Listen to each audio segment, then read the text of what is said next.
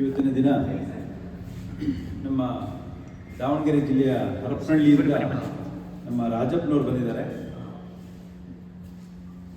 ಇವರಿಗೆ ಬೇಲೂರಿಗೆ ಸ್ವಾಗತ ಕೊಡ್ತಿತ್ತು. ಹಾಗೆ ಇವರು ಪ್ರತಿ ತಿಂಗಳು ಒಂದೊಂದು ದಿನ ಒಂದೊಂದು ಊರಲ್ಲಿ ಈ ಒಂದು ಕಾರ್ಯಕ್ರಮವನ್ನು ಹಮ್ಮಿಕೊಂಡಿದ್ದಾರೆ. ಹಾಗೆ ನನಗೆ ಈಗ ಅರಸೀಕೆರೆಯಲ್ಲಿ ಪ್ರತಿ ತಿಂಗಳು 29ನೇ ತಾರೀಕು ಅರಸೀಕೆರೆಯಲ್ಲಿ ವಾಸವಿ ಕಲ್ಯಾಣ ಮಂಟಪ ಅಂತ ಹೇಳಿ ಈಗ 9 ವರ್ಷದಿಂದ ಕೂಡ ಈ ಒಂದು ಕಾರ್ಯಕ್ರಮ ನಡೆಸ್ಕೊಂಡು ಬಂದಿದ್ದಾರೆ. ಅಲ್ಲಿ ವಾಸವಿ ಟ್ರಸ್ಟ್ನವರು ಜಾಗ ಕೊಡ್ತಾರೆ. ಇವರು ಬಂದು ಅವರ ಏನು ಸೀದಾ ಹನಿ ಕಣ್ಣಿಂದು ಆ ಡ್ರಾಪ್ಸ್ನ ಹಾಕ್ತಾ ಇದ್ದಾರೆ ಅಲ್ಲಿ. ಹಾಗಾಗಿ ಪ್ರತಿದಿನ ಅಲ್ಲಿ ಅರಸೀಕೆರೆಯಲ್ಲಿ ನಾನು ಕೇಳಿದ ಮಟ್ಟಿಗೆ 1,500 ಇಂದ 2,000 ಜನ 29ನೇ ತಾರೀಕು ಅವರಿಗೋಸ್ಕರ ಕಾಯ್ತಾ ಇರ್ತಾರೆ ಅಲ್ಲಿ.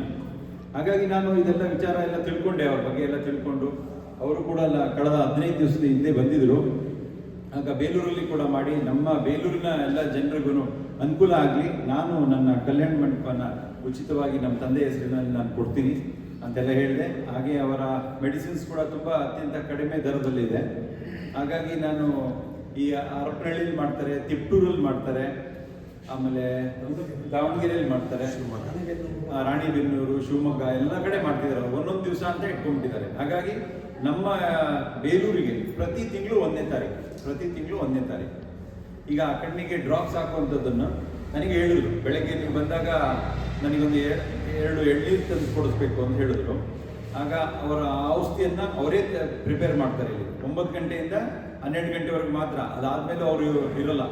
ಎಷ್ಟೇ ರಶ್ ಇದ್ರು ಎಲ್ಲ ಮುಗಿಸ್ಕೊಂಡ್ಬಿಟ್ಟು ಹೊರಡ್ತಾರೆ ಅವರು, ವಾಪಸ್ ಊರಿಗೆ ಹೋಗೋರು. ಹಾಗಾಗಿ ಎಳ್ನೀರು ಕೊಟ್ಟೆ ಅವರೇ ತಯಾರು ಮಾಡಿದ್ರು. ನಾವೀಗ ಅಕಸ್ಮಾತ್ ಆ ಔಷಧಿ ಏನಾದ್ರು ನಮಗೆ ಒಂದು ಸ್ವಲ್ಪ ಕೊಡಿ, ನಮ್ಮ ಫ್ರೆಂಡ್ಸ್ ಇದ್ದಾರೆ ಅವ್ರಿಗೆ ಕೊಡಬೇಕು ಹಾಕಬೇಕು ಅಂತಂದ್ರು ಅವ್ರು ನಮ್ಮ ಕೈಲಿ ಕೊಡಲ್ಲ. ಅದನ್ನ ಅವರೇ ಹಾಕ್ಬೇಕು ಅದನ್ನ. ಹಾಗಾಗಿ ಅವರ ಬಗ್ಗೆ ಸುಮಾರು ತಿಳ್ಕೊಂಡಾದ್ಮೇಲೆ ನಮ್ಮ ಬೇಲೂರಿನ ಎಲ್ಲ ಸುತ್ತಮುತ್ತಲಿನ ಎಲ್ಲ ಜನರಿಗೂ ಅನುಕೂಲ ಆಗಲಿ ಅಂತೇಳಿ ನಮ್ಮ ಇವ್ರನ್ನ ನನಗೆ ಪರಿಚಯ ಮಾಡಿಕೊಟ್ಟವರು ನಮ್ಮ ನಿಂಗೇಗೌಡರು, ರಾಜನ್ ಸೇರಿಯವರು ನಿಂಗೇಗೌಡರು, ಚಂದ್ರು ಆಡಿ ಅಂತ ಹೇಳಲೇಬೇಕು ಅವರಿಗೆ. ಹಾಗೆ ಚಂದ್ರು ಅಂತ ನಮ್ಮ ರಿಲೇಷನ್ನೇ ಅವ್ರ ತಂದೆ. ಹಾಗಾಗಿ ಅವರು ಇದ್ರ ಬಗ್ಗೆ ಎಲ್ಲ ತಿಳ್ಕೊಂಡು ಎಲ್ಲ ಇದು ಮಾಡಿದ್ರು. ಹಾಗಾಗಿ ಬೇಲೂರಲ್ಲಿ ಒಂದು ಎಲ್ಲರಿಗೂ ಅನುಕೂಲ ಆಗಲಿ ಅಂತೇಳಿ ನಾನು ಇದೊಂದು ಅಂದ್ಕೊಂಡಿದ್ದೀನಿ. ಹಾಗೆ ಎಲ್ಲ ಈಗ ಮೊದಲನೇ ಸಲ ಇದೇ ಫಸ್ಟ್ ಅವ್ರನ್ನ ಇಲ್ಲಿ ಕರೆಸಿರುವಂಥದ್ದು. ಇನ್ನು ಮುಂದೆ ಹೋಗ್ತಾ ನೆನೆ ಫೇಸ್ಬುಕ್ ಮತ್ತು ಇನ್ಸ್ಟಾಗ್ರಾಮಲ್ಲಿ ಹಾಕಿದ್ದಕ್ಕೆ ಸುಮಾರು ಜನ ನನಗೆ ಫೋನ್ ಮಾಡಿದರು.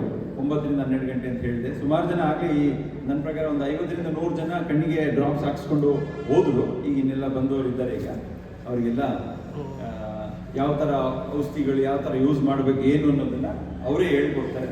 ಹಾಗಾಗಿ ಮುಂದಿನ ತಿಂಗಳು 1ನೇ ತಾರೀಕು ಕೂಡ ನಮ್ಮ ಛತ್ರ ಇಲ್ಲಿ ಖಾಲಿ ಇರಲಿ ಇಲ್ದಲೇ ಇರಲಿ ನಮ್ಮ ಇದರಲ್ಲೇ ಮಾಡ್ತೀನಿ. ನನಗೆ ಇನ್ನೊಂದು ಹಾಲ್ ಇದೆ, ಎಲ್ಲಾದರೂ ಮಾಡಿ ನಾನು ಅವರಿಗೆ ಮಾಡಿಕೊಡ್ತೀನಿ. ಹಾಗಾಗಿ ನೀವು ಬೇರೆಯವ್ರಿಗಾದರೂ ಹೇಳಿ, ಎಲ್ಲರಿಗೂ ಹೇಳಿ ಅವ್ರಿಗೊಂದು ಇದು ಮಾಡಿದ್ರೆ ಎಲ್ಲರಿಗೂ ಅನುಕೂಲ ಆಗುತ್ತೆ ಅನ್ನೋ ಒಂದು ಇದರ ನಿಷ್ಠೆಯಲ್ಲಿ ಇವತ್ತು ನಾನು ಈ ಕಾರ್ಯಕ್ರಮ ಹಮ್ಮಿಕೊಂಡಿದ್ದೀನಿ. ನೀವೆಲ್ಲ ಬಂದಿದ್ದೀರಿ. ನಮ್ಮ ಗಿರೀಶಣ್ಣ, ನನ್ನ ತಂಗಿ ಕಾವ್ಯ, ಭರತ್ ಅವರು, ತೀರ್ಥಂಕರ್ ಎಲ್ಲರೂ ಬಂದಿದ್ದಾರೆ ಇಲ್ಲಿ. ಅವರೆಲ್ಲರಿಗೂ ಸ್ವಾಗತ ಬಯಸ್ತೀನಿ. ಮತ್ತು ನಮ್ಮ ಪತ್ರಿಕಾ ಮಿತ್ರರು ಬಂದಿದ್ದಾರೆ, ಅವರಿಗೂ ಕೂಡ ಸ್ವಾಗತ ಬಯಸಿ ಇದೇ ಥರ ನಿಮ್ಮ ಸಹಕಾರ ಇರಲಿ ಅಂತ ಹೇಳ್ತೀನಿ. ಎಲ್ಲರಿಗೂ ಒಳ್ಳೆಯದಾಗಲಿ ಅನ್ನೋ ಉದ್ದೇಶದಲ್ಲಿ ಇದನ್ನು ಮಾಡಿ ನಮ್ಮ ತಂದೆ BC ಮಂಜುನಾಥ್ ಅವರ ಒಂದು ಪ್ರತಿಷ್ಠಾನದಿಂದ ಈ ಒಂದು ಕಾರ್ಯಕ್ರಮವನ್ನು ಅನ್ಕೊಂಡು